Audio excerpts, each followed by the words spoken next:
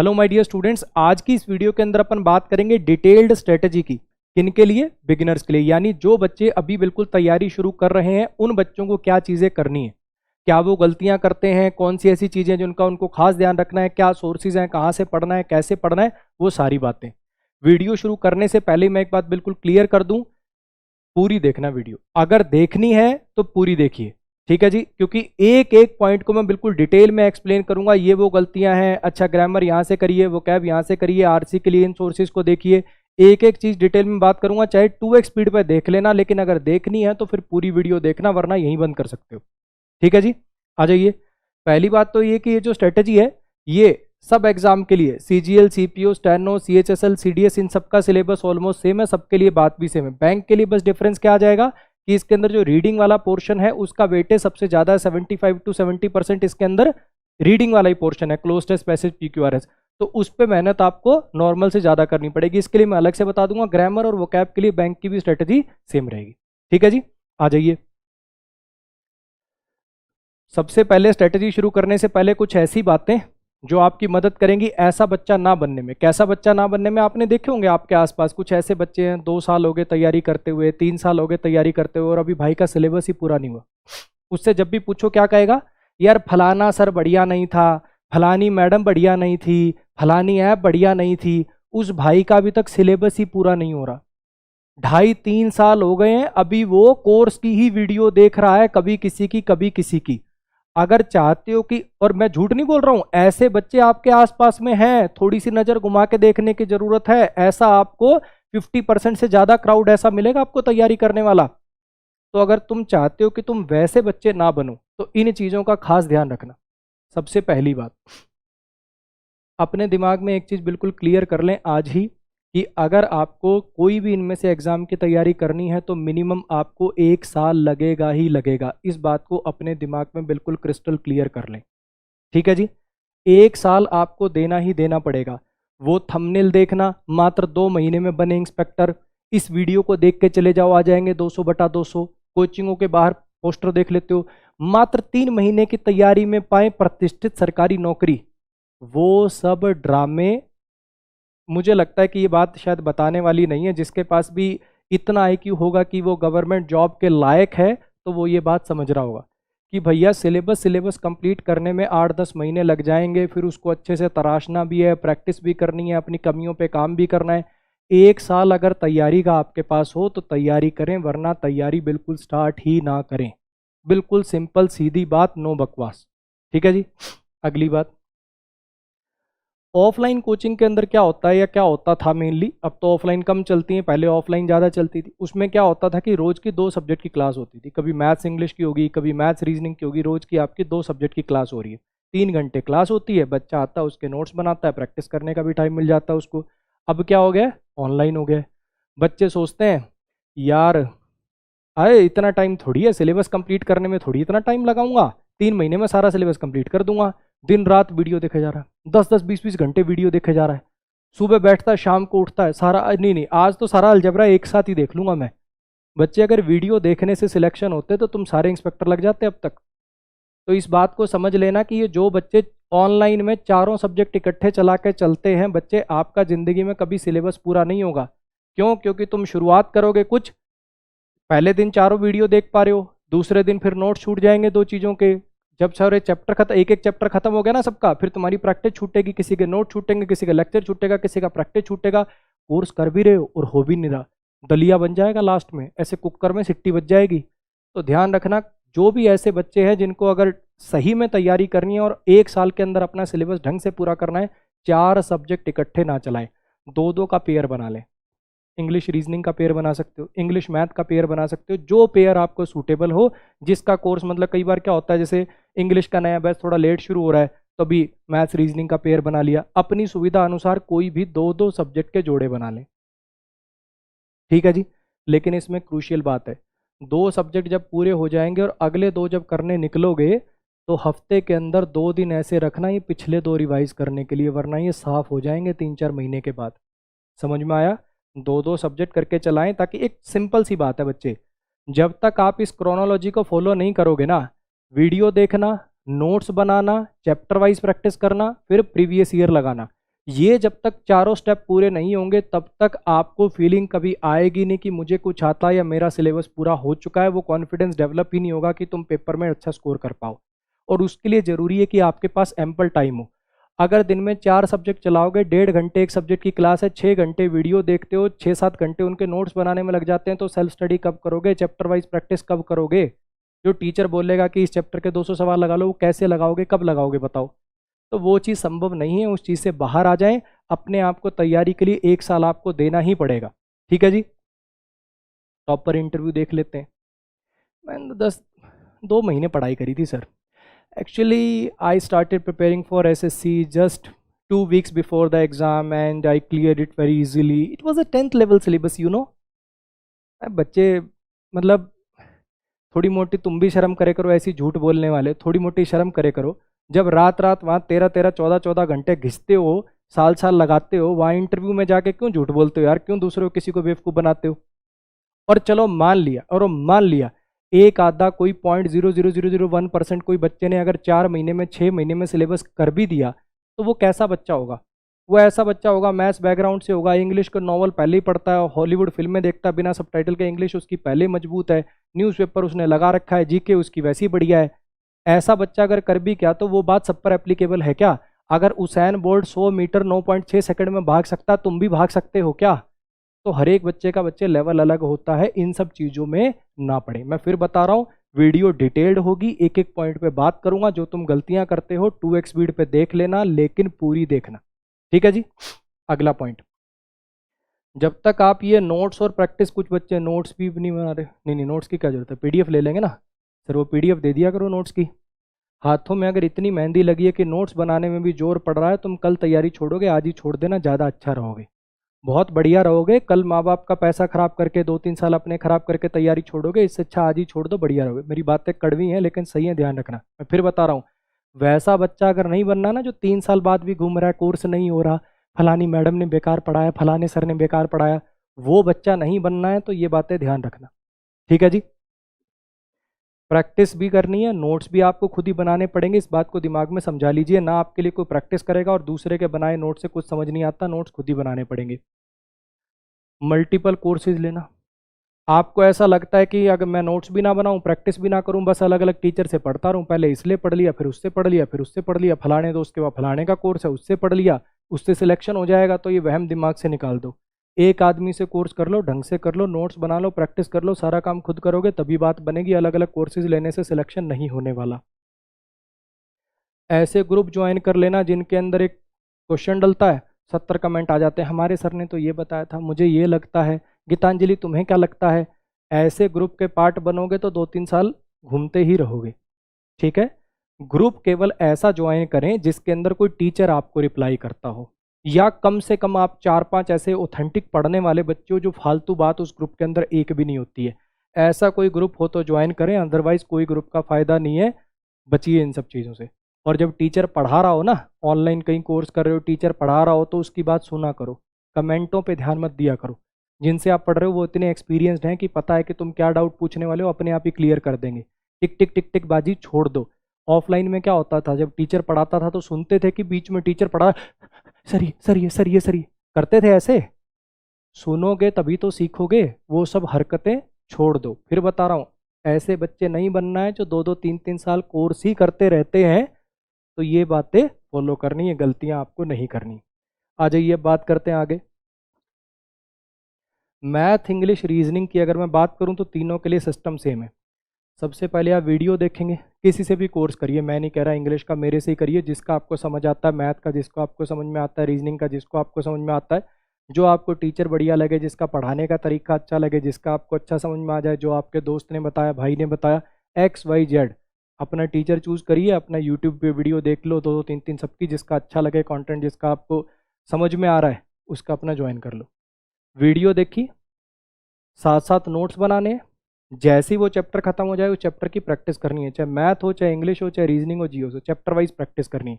English की मैं बता रहा हूँ, मैथ्स के लिए जो टीचर PDF देते हैं उससे भी लगा सकते हो, तो जो आपको टीचर रिकमेंड करे उस एक किताब से अपने हर चैप्टर के चैप्टर वाइज क्वेश्चन लगा लीजिए। इंग्लिश में पर चैप्टर 200 सवाल के करीब, मैथ्स के अंदर पर चैप्टर 300-400 सवाल के करीब, और रीजनिंग के अंदर पर चैप्टर 100-150 सवाल के करीब बहुत रहेंगे। ठीक है जी। अच्छा, जब वो सारे चैप्टर खत्म हो जाएं तो ये चैप्टर वाइज एक बार दोबारा रिवाइज कर दीजिएगा, नोट्स एक बार दोबारा गो थ्रू होकर चैप्टर वाइज सारे दोबारा रिवाइज कर लीजिएगा जब सारे चैप्टर खत्म हो जाए, और फिर प्रीवियस ईयर पेपर सॉल्व करिएगा।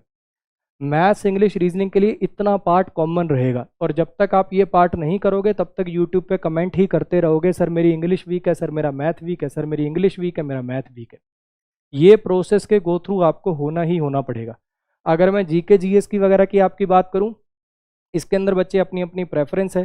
कई बच्चों को खुद ही बुक से ही याद हो जाता है ना, इतने डेडिकेटेड होते हैं कि यार इतना वास्ट इसका सिलेबस है कि अगर इसकी वीडियोस देखने चले तो भैया बहुत टाइम लग जाएगा, तो वो सीधा ल्यूसेंट से, एनसीईआरटी से, जहाँ से भी उनको ठीक लगता है वो पढ़ लेते हैं।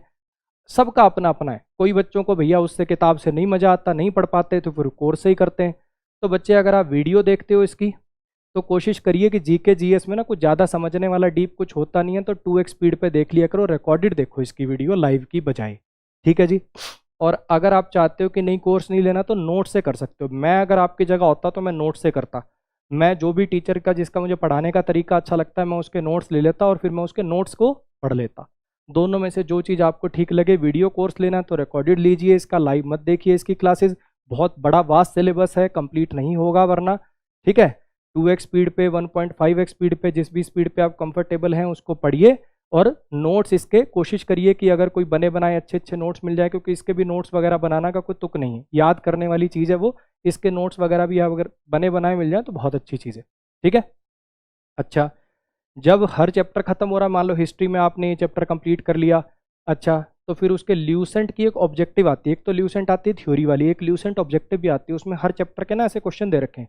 हिस्ट्री के अच्छा बायो में डाइजेस्टिव सिस्टम के सीधे क्वेश्चन होंगे, वाटर ये अपना ज्योग्राफी में ड्रेनेज सिस्टम ऑफ इंडिया के सीधे क्वेश्चन होंगे। तो ऐसे ना उससे वन पॉइंटर क्वेश्चन होते हैं, सीधे सीधे क्वेश्चन फंसते हैं उससे, तो उसको कर लीजिएगा। करंट अफेयर्स के लिए बच्चे कोशिश करिए कि अपना कोई मैगजीन जो मंथ में इकट्ठी, टीचर भी प्रोवाइड करते हैं, अपना सारा कलेक्शन नोट्स का दे देते हैं भी, जो मैंने सारे इस महीने में जितना करंट पढ़ा है, लो जी ये पीडीएफ है उसकी कर लो। सीधी ऐसी चीज़ें कर लें।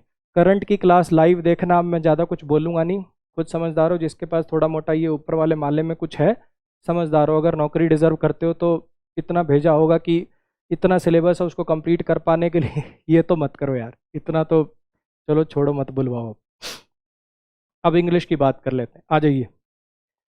ग्रामर, ग्रामर के लिए क्या करना है, फिर वही बात, स्टेप नंबर 1 वीडियो देखिए। किसी का भी कोर्स करिए, मेरे से करिए, जिससे आपको अच्छा लगे उससे करिए। मैं ये नहीं कह रहा सिर्फ मैं ही सबसे बढ़िया पढ़ाता हूँ, मैं ही सर्वे सर्वा हूँ।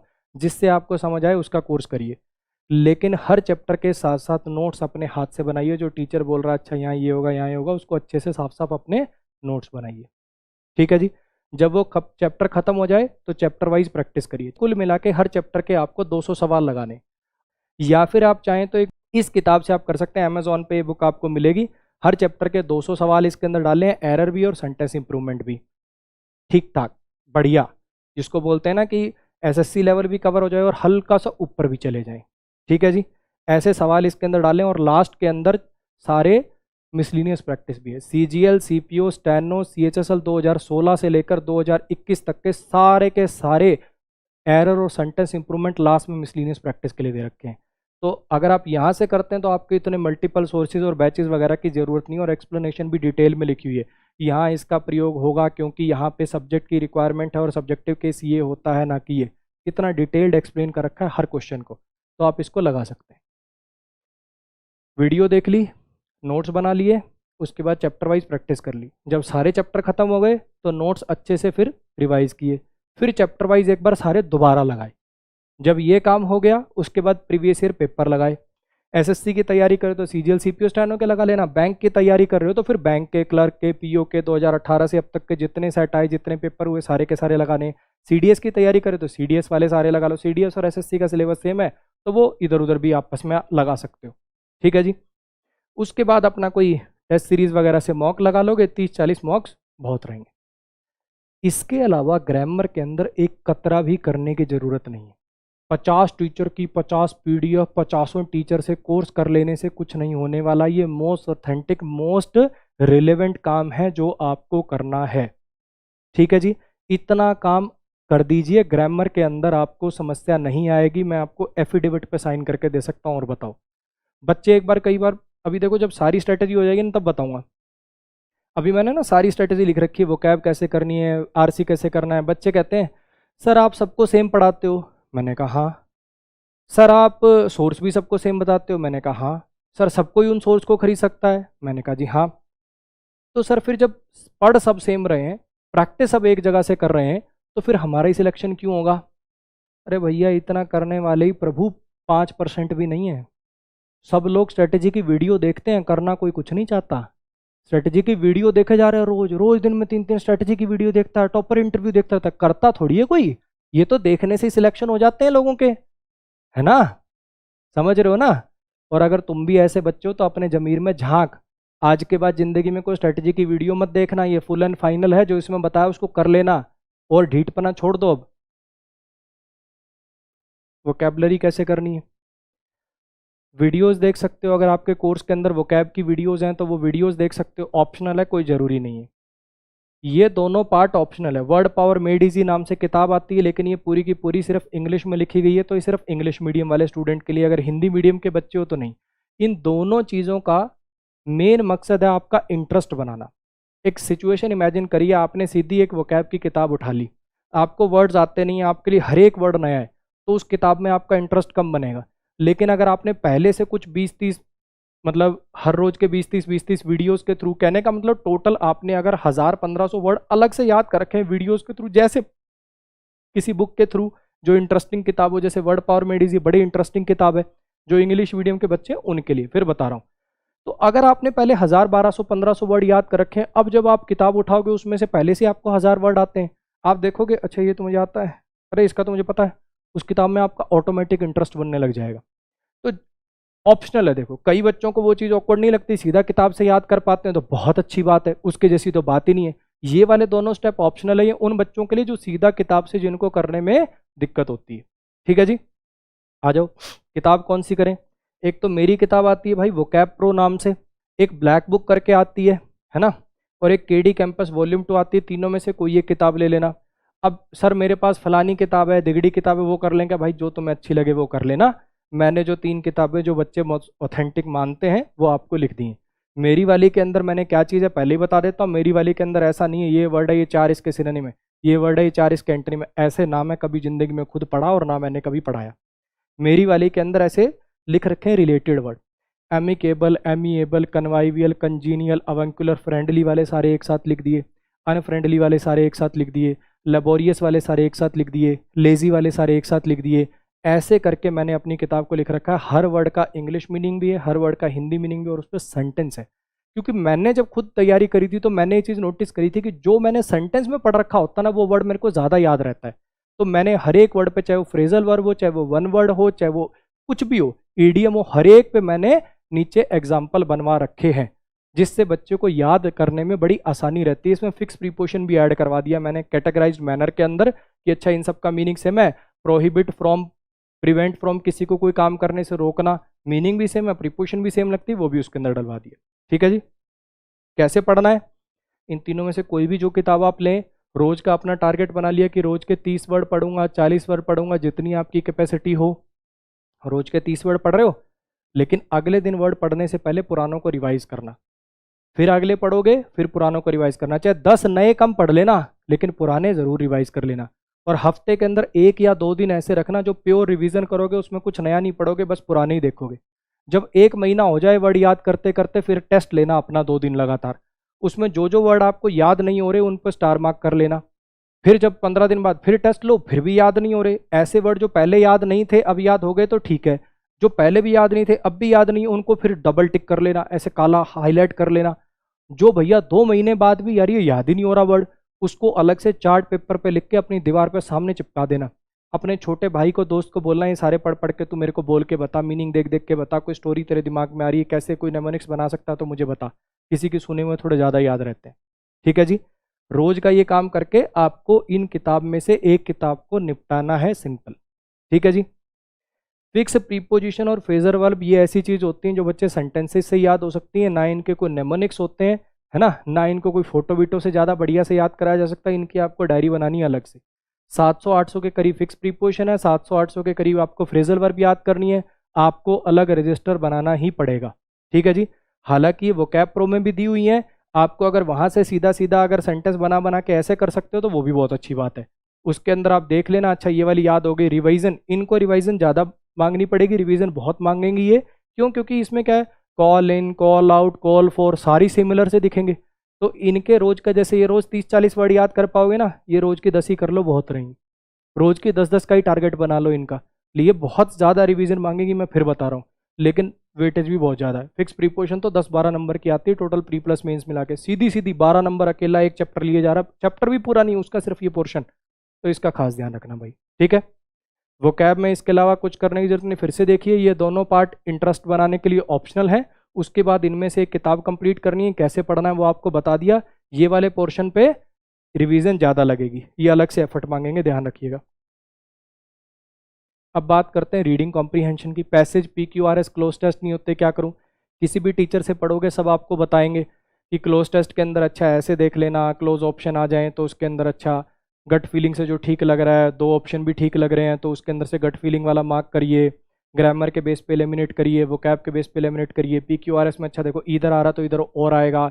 सेंटेंस जो है वो नाउन या प्रोनाउन से स्टार्ट होने की प्रोबेबिलिटी ज़्यादा होती है। एंड आ रहा है तो इधर एडजेक्टिव है तो इधर भी ये सारी बातें सब पढ़ाते हैं, मैं भी पढ़ाता हूँ, सब पढ़ाते हैं। लेकिन ये सारी बातें उसी बच्चे के काम की हैं जिसको कम से कम सेंटेंस पढ़ के मीनिंग तो समझना आता हो। इतना इतना दिमाग तो होगा बच्चे की पैसेज के बेस पे आंसर सॉल्व करने हैं। ये पैसेज होगा, उसके बेस पे क्वेश्चन पूछ रखे हैं। अगर तुझे पैसेज पढ़ के मीनिंग ही नहीं पता लग रहा तो तू कैसे दे देगा जवाब? फिर देखेंगे वो वाली वीडियो।